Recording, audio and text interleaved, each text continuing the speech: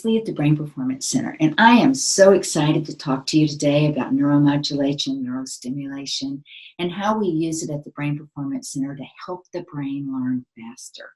We very thoughtfully apply technology to help the brain for people with depressed, anxious, ADHD, TBIs, a number of different ways. We have 5 different forms of neurostimulation that we use, all of which have research and science behind them.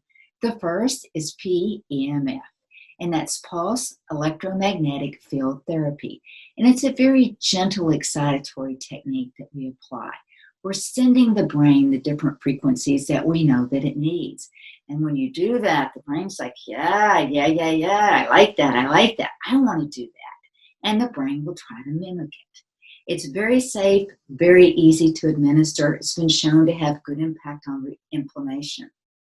Transcranial Direct Current Stimulation, tDCS, has been around for a long time, and it's the most well-researched. The very first use of tDCS was ECT, electroconvulsive therapy. And that's invasive, and it has some reported side effects, such as loss of memory. With tDCS, what we're doing is we're opening up the brain networks and hubs. And the intent is, by sending the brain different frequencies and different waveforms, that we can get that brain in a more regulated state. There's a lot of science behind tDCS, and it can be applied in depression, anxiety, post-stroke, sports injuries, a number of different ways. We also use transcranial alternating current, which does very much the same thing as the direct current does. Affects the resting potential of the membrane, increases the blood flow, increases the oxygen, but it does a little bit more because the current will switch. It reverses directions. And we like to follow DC with AC, just a different way to come at the brain. With the alternating current, we have found that we're increasing the brain's ability for change. The more different ways we come at it, whether it's AC or DC, we're getting those neurons to talk with each other. And the more the neurons talk, the more they fire together. Neurons that fire together, wire together. So anytime you can boost the neural activity in the brain, you're strengthening those neural pathways. We also use transcranial random noise. We use white and pink.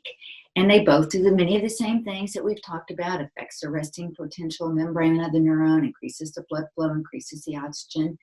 But random noise does something a little different.